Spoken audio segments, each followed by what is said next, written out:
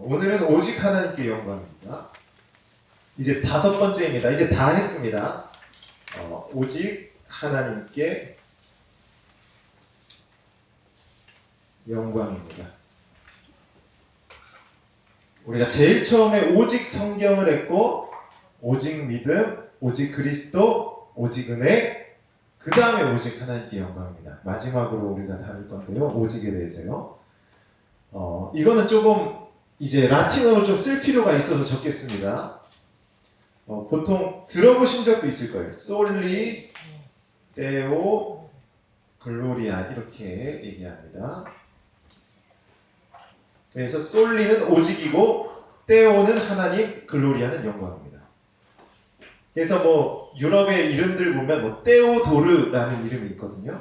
그게 데오, 하나님, 도르, 선물이라는 뜻입니다. 데오도르 뭐 이런 이름들이요. 그래서 라틴어로 이렇게 솔리 데오 글로리아인데요. 이 솔리 데오 글로리아를 이제 앞 글자만 따면 S, D, G입니다.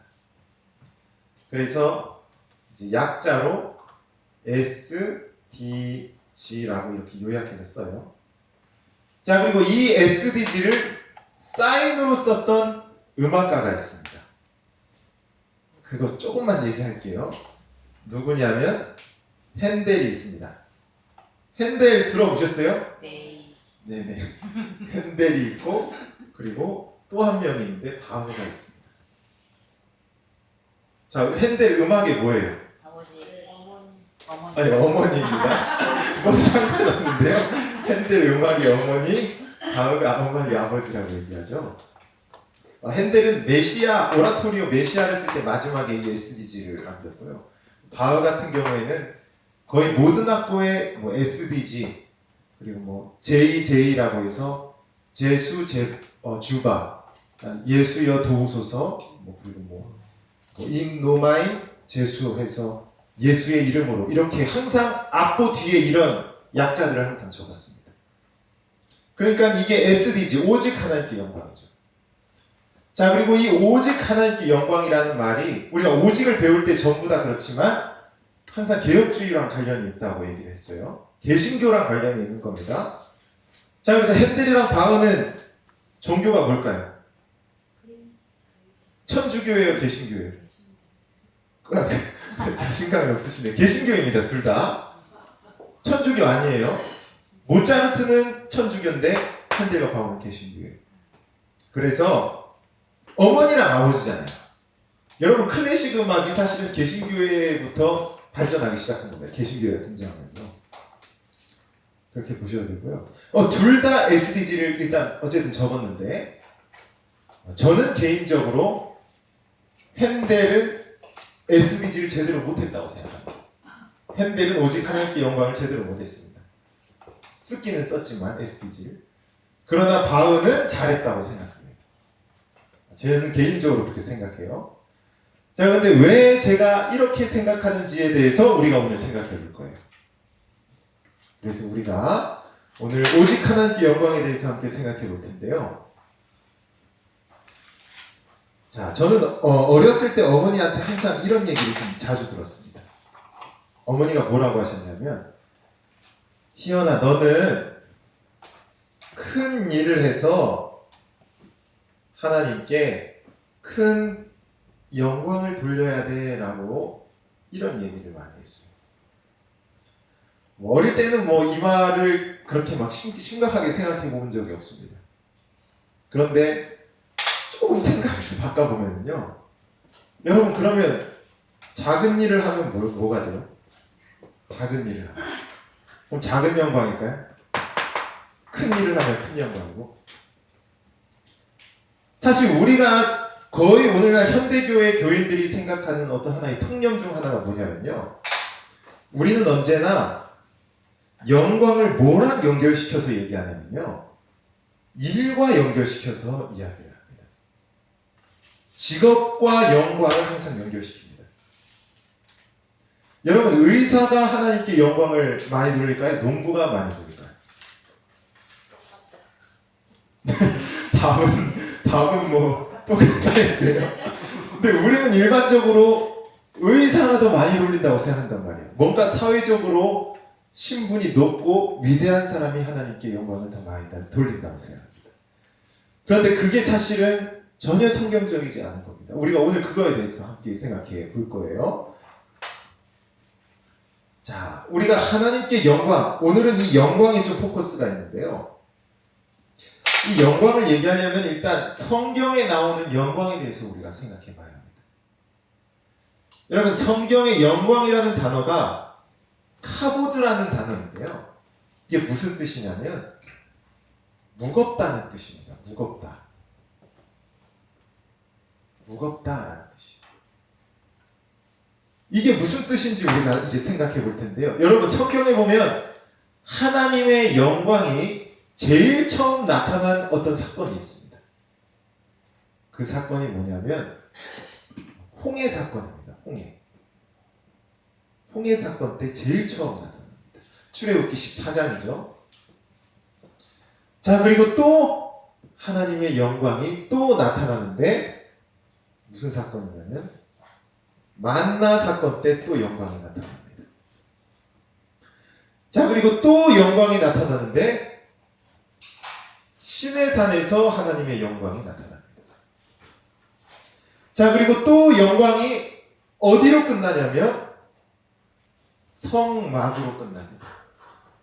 이게 출애굽기 40장이에요. 마지막 장이에요. 그래서 성막이 딱 지어졌는데 성막의 빛이 진짜 엄청 세게 팍 하고 비치는 거예요.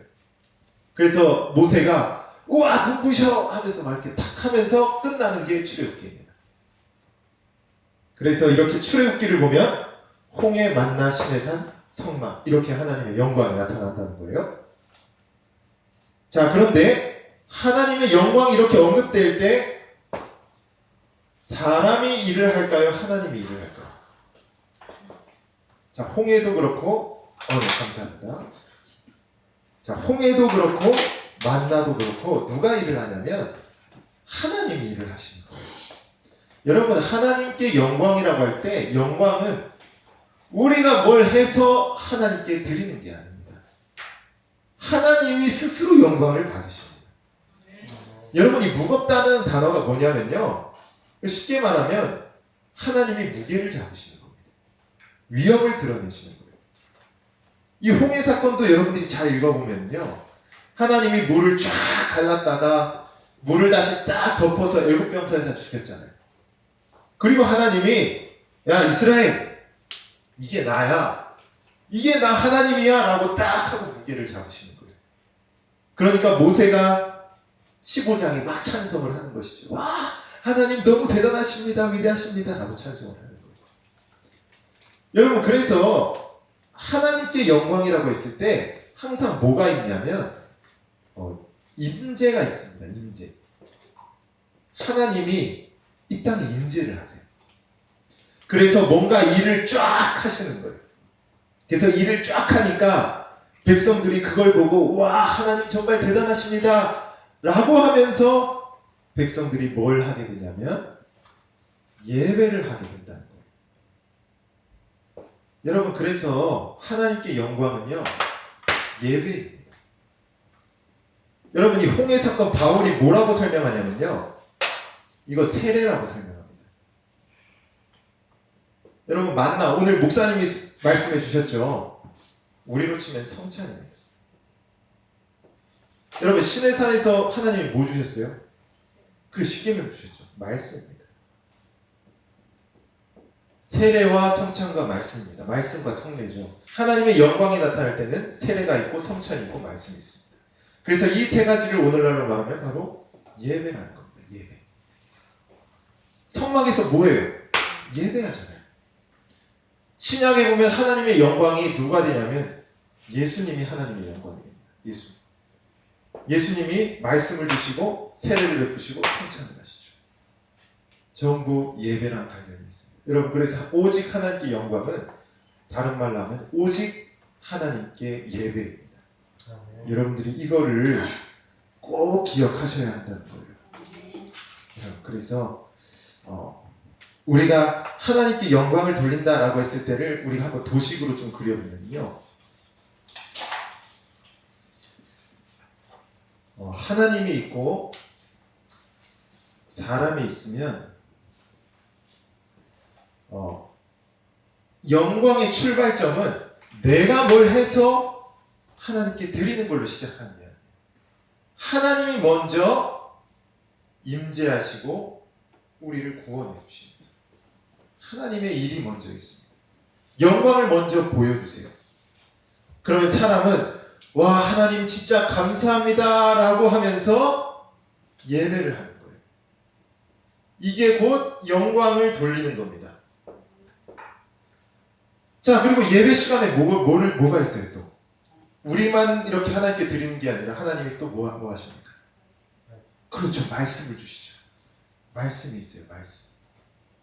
그럼 이 말씀 듣고 그냥 까먹어야 돼요? 그래, 세상으로 나아가야죠. 세상. 그래서 세상에서 말씀의 순종함으로 또 영광을 돌리는 거예요. 그래서 하나님께 영광을 돌린다라고 했을 때는 먼저 하나님께서 구원해 주신 은혜에 대해서 우리가 주일날 예배하고 예배 때 주신 말씀에 순종하는 삶이 또 영광이라는 거예요. 여러분 이게 하나님께 가장 큰 영광이라는 거예요. 이게 바로 성경이 말하는 영광 돌리기, 하나님께 영광을 돌리는 것이라는 겁니다. 여러분 그래서 정리하면 우리가 하나님께 영광을 돌리는 방법은 일단 1차적으로는 예배입니다. 우리는 예배를 통해 하나님께 영광을 돌립니다. 그리고 2차적으로는 말씀에 순종하며 하나님께 영광을 돌립니다. 너무 당연하지만 우리는 이 사실을 너무 머리로는 알지만 사실 실천을 잘 못해요. 자, 그래서 이제 질문을 던져야겠죠. 자, 의사랑 그래 농부는 좀 그러니까 구두 닦기가 의사랑 구두 닦기 중에 누가 하나님께 영광을 더 많이 돌릴까? 그렇죠. 예배하고 말씀에 순종하는 사람이 영광을 더 많이 돌립니다. 아니 의사인데 예배 안 드리고 구두 닦기가 예배하면 예배하는 사람이 하나님께 영광을 더 돌리는 거예요. 아멘. 여러분 부자와 거지 나사로 비유 아시죠? 여러분 거지 나사로가 아브라함과 함께 있었잖아요. 우리는 그걸 무조건 부자는 가난한 사람을 도와줘야 된다라고 생각을 하지만 사실 그 비유를 잘 읽어보면 결국 예배하는 자가 천국에 가서 하나님과 영광을 누린다는 거예요. 영광을 돌리는 사람이 그지라는 거예요. 그 비유의 결론은. 예배하는 사람이 하나님께 영광을 돌린다는 거예요. 되게 중요하다는 겁니다. 자, 그래서 우리는 영광하면 항상 뭔가 특별한 일 그리고 위대한 일을 하나님께 영광 돌린다고 생각하지만 사실 이건 되게 번영주의적인 생각입니다. 예배가 영광입니다. 예배. 여러분 이거를 꼭 기억하셔야 된다는 거예요. 그래서 제가 이런 말씀드리기 좀 그렇지만 예전에 이제 그 신대원에서 유행하던 그 소위 소개팅 어플이 있었습니다. 소개팅 어플. 이제 크리스찬들만 하는 건데요. 이제 그 어플에 들어가면 이제 자매들이 인터뷰를 써놓는데 비전이 있어요. 비전이 있는데 항상 보면 거의 80%가 그렇게 써놓습니다. 뭐라고 써놓냐면 저는 간호사인데 간호사라는 일을 통해 하나님께 영광을 돌리고 싶어요. 뭐 이런 식으로 써놓습니다. 다 그런 식으로 써놓습니다. 그리고 저도 사실 이전 교회에서 뭐 사역할 때도 그렇고 뭐 집사님이나 이렇게 청년들 얘기해 보면요. 꼭 이런 얘기예요. 저는 지금 제가 하고 있는 일로 하나님께 영광을 돌리고 싶은데 어떻게 해야 될지 모르겠어요. 저는 이런 얘기. 그럼 진짜 목구멍까지 올라와요. 여기까지. 예배나 똑바로 하라고. 비유가 여기까지 올라오는데 이제 차마 하지 못하고 알겠습니다. 우리 함께 기도합시다. 이렇게 얘기를 하죠. 근데 이제 제 경험상은 좀 그래요. 그러니까 어떻게 영광 돌릴지 모르겠다고 하는 사람들 보면 예배를 똑바로 좀 안 합니다. 사실 예배 시간에 딴짓하고 주일날도 잘 빠지면서 일하면서 뭐 영광을 돌리겠다 그런 얘기를 자주 하는데요. 그럼 성경은 예배하는 게 하나님께 영광이라고 얘기한다는 거예요. 그래서 사실 우리가 세상에서 어떻게 하나님께 영광을 돌릴 것인가 사실 그걸 가르쳐주는 게 예배 시간의 설교거든요. 그걸 듣고 그거대로 순종을 하면 하나님께 큰 영광을 돌리는 거예요. 우리가 이 사실을 기억할 필요가 있습니다. 오늘은 내용이 정말 단순한데요. 그래서 마지막으로 너무 이렇게 끝내면 너무 빨리 끝나니까 직분에 대해서 우리가 좀 생각을 이어서 해볼 텐데요. 여러분, 결국 모든 예배자는 모두 다 영광을 돌리는 거예요. 자, 예배자 중에 누가 더 크게 영광을 돌릴까요? 그렇죠. 진정으로 신령과 영과 진리로 차별 없습니다. 모두 다 영광 돌리는 거예요. 거지라도 신령과 진정으로 예배하면 하나님께 영광 돌리는 거예요. 큰 영광을 돌리는 겁니다. 자, 따라서 모든 예배자는 모두 영광을 돌리기 때문에 모두 존귀하다는 결론이 나옵니다. 하나님 앞에 다 존귀하다는 거예요. 여러분, 이게 우리 장로교회의 직분의 원리랑 정말 밀접한 관련이 있습니다. 여러분, 장로교회의 직분을 보면 목사님, 장로님, 집사님 있잖아요. 학자들은 이 세 가지의 직분 중에 누가 중요한가라고 할 때는 누가 중요하다고 할까요? 중요성. 여러분들이 생각할 때 목사님, 장로님, 집사님 중에 누가 중요할까요? 그래, 목사님이 중요합니다. 그러나 하나님 앞에 누가 존귀한가 했을 때는 뭐라고 할까요? 그래요, 평등하다고 합니다. 중요성과 존귀를 구분해서 해야 돼요. 여러분, 제가 지금 강도사지만 나중에 목사가 된다고 해도요, 천국에 가서 여러분들보다 더 큰 상급을 받고 그런 보장 없습니다. 저도 하나님 앞에 올바로 예배자로 살지 않으면 하나님께 책망받는 거예요. 이거 꼭 목사님이라고 해서 존귀하다고 생각하면 안 되는 거예요. 그러니까 중요성은 목사님이지만 그 존귀는 모든 예배자가 모두 존귀하기 때문에 평등하다는 논리로 가는 겁니다. 여러분, 그래서 이게 어디에 영향을 끼치냐면 이게 직업관에 영향을 끼치는 거예요. 여러분, 이게 개신교회가 딱 들어섰을 때 직업관이 사실 달라지게 되거든요.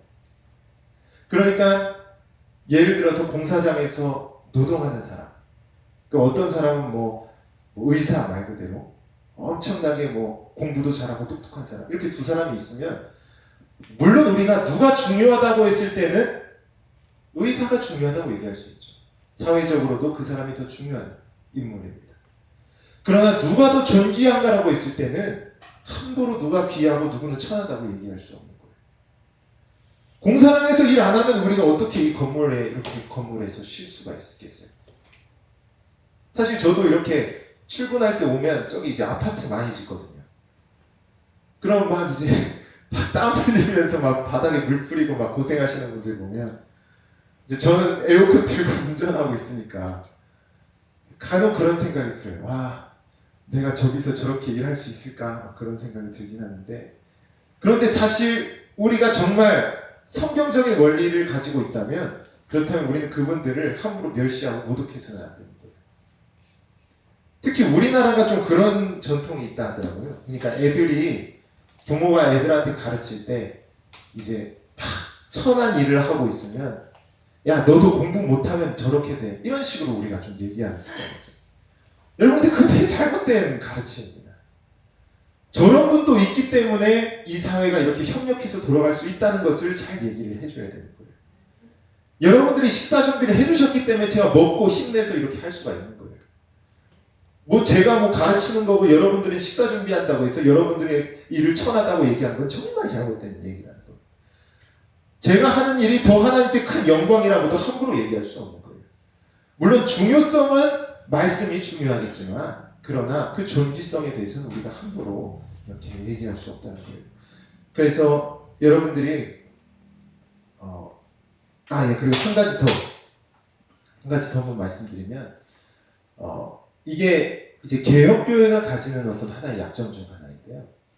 그러니까 교회가 이렇게 우리처럼 말씀도 열심히 잘 가르치고 교리도 잘 배우다 보면요, 교회 수준이 높아지게 됩니다. 이게 이제 개혁교회 중에도 한 30년 정도 시간이 흐르면 되게 수준이 높아지거든요. 그럼 성도들이 어떤 착각에 빠지게 되냐면 이 엘리트주의에 빠지게 되는 겁니다. 무슨 말이냐면 이제 무식한 성도가 왔어요. 예를 들어서 막 글도 못 읽는 성도가 온 거예요. 그러면 이제 그 사람을 직접적으로는 얘기를 안 해도 점점 무시하고 멸시하기 시작하는 것이죠. 실제로 그런 오류에 쉽게 빠지게 됩니다. 사실 저도 어렸을 때 주일학교 왔는데 이제 막 냄새나고 이상한 애가 온 거예요. 그래가지고 저는 기억이 안 나는데 어쨌든 제가 좀 무시하는 얘기를 했나 보더라고요. 근데 그걸 엄마가 들은 거예요. 그래서 집에 갔는데 갑자기 막 때리는 거예요. 그래서 죽도록 맞았는데 아니 그때는 왜 때리는지 막 모르고 아니 냄새나는 걸 냄새나다고 했는데 왜 그러냐고 막 하면서 막 들었는데 사실 우리가 절대 교회에서는 그렇게 하면 안 되는 겁니다. 여러분들이 그거를 기억하시고 우리 한국 땅에 처음에 이 개신교회가 들어왔을 때 양반과 백정이 같은 자리에 앉아서 예배했다는 그런 기록이 있거든요. 그러니까 그게 사실은 우리 개신교회 전통에서 되게 중요한 이 원리라는 걸 우리가 기억해야 합니다. 여러분 우리 장로교회가 특히 강조한 게 뭐냐면 이 좌석의 차별이 없는 겁니다. 여러분 천주교회는 앞은 거룩하고 여기는 더러운 곳입니다. 신학적으로. 여러분 성직자 평신도로 나누는 그 개념 자체가 이게 천주교에서 온 겁니다. 누구는 평범한 신도이고 누구는 거룩한 신도이고 이렇게 나누는 것 자체가 그 천주교회의 사고방식이라는 거예요. 원래 평신도라는 말 사용하면 안 됩니다. 다 우리는 거룩한 성도입니다. 사실 우리 선배들은 성가대도 없었거든요. 왜 너만 거룩하게 찬송 불러? 우리가 다 성가대인데 이거 차별도 없었습니다. 물론 현대에 와서 뭐 찬양대를 만들고 뭐 그렇게 하긴 하지만 이게 사실은 평등이라는 원리를 대단히 우리가 강조를 많이 했다는 거예요. 그래서 모든 예배자가 모두 영광을 돌린다. 그래서 모두가 존귀하고 모두가 평등하다는 것을 여러분들이 기억하시고 우리가 항상 차별의 오류 물론 구별은 해야 합니다. 남자 여자 구별해야죠. 그러나 차별은 하면 안 된다는 걸 우리가 꼭 기억하셨으면 좋겠습니다. 그래서 예배가 하나님께 영광을 돌린다는 것 예배를 통해서 록펠러나 유명한 부자들 그런 거부들이 수백억 자산을 풀었다고 해도 예배자가 하나님께 가장 큰 영광을 돌리는 겁니다. 이걸 기억하셨으면 좋겠습니다. 네, 기도하고 마치도록 하겠습니다.